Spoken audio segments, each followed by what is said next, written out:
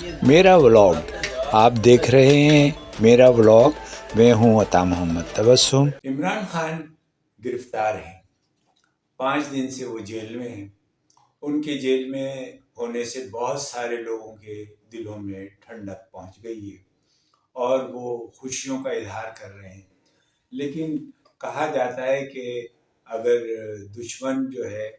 اس کو کوئی دکھ پہنچتا ہے تو اس پر خوشیوں کا اظہار نہ کیا جائے، اس لیے کہ سجن کو بھی کبھی اس طرح کے حالات سے گزرنا پڑ جائے گا۔ تو عمران خان کے جو گرفتاری ہے اور ان کو اٹک جیل میں جو رکھا گیا ہے، وہاں کے بارے میں بھی دن رات مختلف کہانیاں بیان کی جاتی ہیں۔ بہت سارے افراد ہیں جو عمران خان کے بارے میں اس طرح کی خبریں نشر کرتے ہیں اور اس طرح کی یوٹیوب پر اپنے بلاگ کرتے ہیں کہ عمران خان جو ہے وہ پریشان ہیں اور ان کی پریشانی یہ ہے کہ کس طرح سے وہ جیل سے باہر ہوں، اور کچھ لوگ تو اس بات کو بھی شور مچاتے ہیں کہ عمران خان جو ہے وہ جیل کے اندر جو ہے وہ نماز نہیں پڑھ رہے، انہوں نے تہجد کی نماز بھی نہیں پڑھی ہے۔ تو اگر کوئی مسلمان جو ہے وہ اس طرح کے اپنی عبادات کرتا ہے اور اس کی اگر کوئی خبر ہے تو اس پر آپ کس طریقے سے، کیا آپ وہاں موجود تھے؟ عمران خان کے خلاف جو توشہ خانہ کیس ہے اس کی ابھی عدالتی کارروائی جو ہے مزید شروع ہونے والی ہے اور ممکن ہے کہ عمران خان کو عدالت سے ریلیف مل جائے، لیکن آپ یہ دیکھیے کہ الیکشن کمیشن کو بھی کس قدر جلدی ہے کہ انہوں نے فوری طور سے عمران خان کو نائل کرنے کا نوٹیفیکیشن جاری کر دیا ہے، جبکہ توشہ خانے سے فائدہ اٹھانے والے صرف عمران خان تو نہیں ہے، اس باب میں نواز شریف جو ہیں وہ بہت کچھ لے جا چکے ہیں اور زرداری صاحب نے بھی کچھ توشہ خانے سے کم نہ حاصل کیا ہے، اور جناب یوسف رضا گیلانی تو توشہ خانے کیس میں سزا بھی پا چکے ہیں، اور خواجہ آصف ان کا نام بھی ہے، خاقان عباسی کا بھی نام ہے، اور بہت سارے لوگوں کا نام ہے، فوجی اہلکار ہیں اور ججز ہیں، سفیر ہیں، اور اس طرح کے بہت سارے لوگ ہیں۔ تو پورے دور حکومت میں عمران خان کے خلاف ان کو کوئی کیس ملا تھا تو وہ ایک گھڑی کا ملا تھا، اور اس گھڑی کی بھی جو مالیت ہے اس سے کہیں زیادہ کی مالیت کی گاڑیاں زرداری صاحب لے جا چکے ہیں، نواز شریف لے جا چکے ہیں۔ تو توشہ خانہ کیس جو ہے وہ ایک کیس کے طور سے تو پیش کیا گیا ہے، لیکن اس کے پس پردہ جو عوامل ہیں وہ تو پوری قوم جانتی ہے۔ اور جج صاحب جو لندن گئے تھے فیصلہ دینے کے فوراً بعد، انہیں لندن میں جس طریقے سے لوگوں نے گھیرا ہے اور جس طریقے سے ان کا لوگوں سے سامنا ہوا ہے اور لوگوں نے ان سے سوالات کیے ہیں تو ان کو اپنی جان چھڑانا مشکل ہو گئی۔ لندن کی پولیس جو ہے ان کو مزید ان کو تحفظ دینا پڑ گیا ہے، اور ان کو عوام سے دور رکھنے کے لیے انہوں نے پولیس نے بہت سارے اقدامات کر رکھے ہیں، لیکن اس کے باوجود لوگ ان تک پہنچے ہیں اور انہوں نے سوال اٹھائے ہیں کہ انہوں نے عمران خان کو جو سزا دی ہے وہ کس بنیاد پر دی ہے اور اس اجلت کی ضرورت کیا تھی۔ تو بہرحال یہ صورتحال ہے۔ دوسری طرف میاں نواز شریف ہیں جو لندن میں بیٹھے ہیں اور چوتھی بار وزیر اعظم بننے کے لیے وہ بے چین ہیں، اور باوجود اس کے کہ پاکستان میں ان کے بھائی کی حکومت ہے اور سب کچھ ان کی مرضی اور منشا کے مطابق ہو رہا ہے، لیکن ابھی تک وہ پاکستان آنے کا حوصلہ نہیں کر پائے ہیں۔ نواز شریف جو ہیں ان کا جمہوریت کے ساتھ رویہ کیا تھا؟ وہ گزشتہ جو دور تھا ان کا، جو تیسری مرتبہ وزیر اعظم بنے، وہ 6 ماہ جو ہے وہ اجلاس نہیں بلاتے تھے، کابینہ کے اجلاس ہی نہیں ہوتے تھے، اور اسی طریقے سے وہ 400 دن جو ہے وہ اپنے دور حکومت میں جو ہے وہ ملک سے باہر رہے۔ انہوں نے 22 تو دورے جو ہے صرف لندن کے کیے، اور لندن کے سرکاری دورے جس کے اندر ان کے بہت سارے اپنے ذاتی خاندانی مسائل بھی ہوتے تھے اور بیٹوں سے بھی ملاقات ہوتی تھی اور بیوی کا علاج بھی ہوتا تھا. تو یہ سارے جو لوگ ہیں یہ ملک کو لوٹنے والے لوگ ہیں. ان کی ملک سے اور عوام سے کوئی ہمدردی نہیں ہے اور یہ جو کچھ بھی کر رہے ہیں یہ صرف عمران دشمنی میں کر رہے ہیں. لیکن سوچنا یہ ہے کہ عمران خان جو ہے وہ بہت سارے پاکستانیوں کی امید تھی. میں عمران خان کا حامی نہیں ہوں لیکن جو سسٹم چل رہا ہے کہ باری باری ایک کے بعد ایک بار زرداری آ گئے، ایک بار جو ہے نواز شریف آ گئے اور اس طرح کے لوگ آ گئے، تو اس ملک کے عوام کا کیا ہوگا؟ ابھی کل میں نے ایک رپورٹ دیکھی جس میں انہوں نے آٹے کی قیمت میں جس طریقے سے انہوں نے اضافہ کیا ہے اور جس طریقے سے عوام کو بھوکا مار دیا ہے اور آٹے کو جو 65 روپے کلو مل رہا تھا اس کو اب جو ہے وہ 160 روپے کلو جو ہے وہ اس تک پہنچا دیا ہے. پھر آپ اس نگراں حکومت کا بھی دیکھ لیجئے کہ یہ نگراں حکومت کیا کرتی رہی ہے. محسن نقوی صاحب جو ہے وہ 60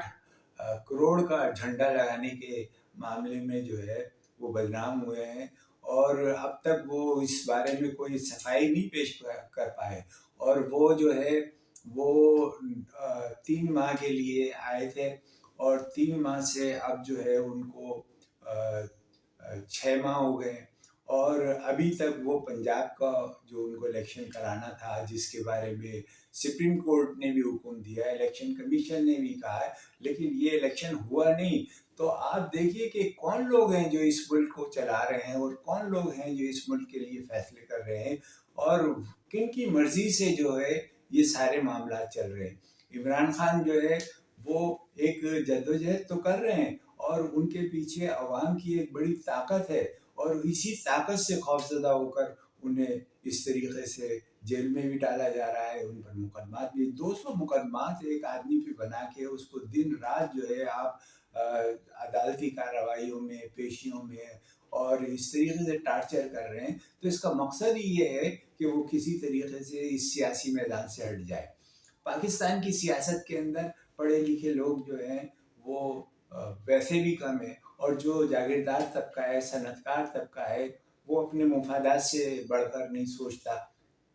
اور وہ جس طریقے سے فیصلے کرتے ہیں اس میں عوام کی جو ہے کوئی سنوائی نہیں ہوتی، ان کے کا کوئی خیال نہیں رکھا جاتا. جس طریقے سے بجلی مہنگی ہو گئی ہے اور پیٹرول مہنگا ہو گیا ہے اور آنے والے وقت میں جس کے بارے میں کہا جا رہا ہے کہ یہ انٹیریم گورنمنٹ جو آئے گی اور جو 60 دن کے وعدے پر آئے گی اور نہ جانے 60 دن اس کے کب پورے ہوں گے اور وہ 60 دن رہے گی یا 6 سال رہے گی یہ کچھ نہیں کہا جا سکتا. لیکن یہ کہا جا رہا ہے کہ انہوں نے جو آئی ایم ایف سے معاہدے کیے ہیں ان معاہدوں کی تکمیل ہوگی اور اس کا انہیں مینڈیٹ دے دیا گیا ہے اور جب وہ مینڈیٹ کے مطابق فیصلے کریں گے تو اس میں عوام کی جو ہے وہ سنوائی نہیں ہوگی. صرف اور صرف آئی ایم ایف کا ایجنڈا پورا کیا جائے گا اور بجلی کے نرخ جو ہے وہ مزید بڑھیں گے، پیٹرول کے نرخ اور بڑھیں گے، آٹا اور دیگر چیزیں اور مہنگی ہوں گی. تو آپ یہ بتائیے کہ اس ملک کے عوام جو ہیں وہ ان کا کیا حال ہوگا. اور اگر عوام نے اب بھی اس سازش کو نہیں پہچانا تو وہ کس صورتحال سے گزریں گے. یہ جا رہا ہے کہ آج جو ہے شہباز شریف جو ہے وہ اسمبلی تحلیل ہونے کے لیے صدر کو ایڈوائس بھیجیں گے اور اسمبلی تحلیل ہونے کے بعد جو ایک عبوری حکومت بنے گی اور اس کے لیے وزیر اعظم کے نام پر ابھی تک ایک مذاق سا چل رہا ہے کہ وزیر اعظم کے ناموں کے لیے درجنوں نام آ گئے. عبوری وزیر اعظم کے لیے بہت سارے نام آئے ہیں اور ان کے اندر حفیظ شیخ جو ہے ان کو بہت فیوریٹ قرار دیا جا رہا ہے. حفیظ شیخ صاحب جو ہیں وہ ہمیشہ سے آئی ایم ایف اور ورلڈ بینک کے پسندیدہ فرد رہے ہیں. وہ پرویز مشرف دور میں بھی جو ہے وہ حکومت میں شامل رہے اور اس کے بعد کی حکومتوں میں بھی جب آئی ایم ایف کو موقع ملا، ورلڈ بینک کو موقع ملا کہ اپنے کسی فرد کو، اور یہ معاشی جو ہے اقتصادی معاملات کے لیے ان کو آگے لایا جاتا ہے، اور وہ فیصلے کرائے جاتے ہیں جو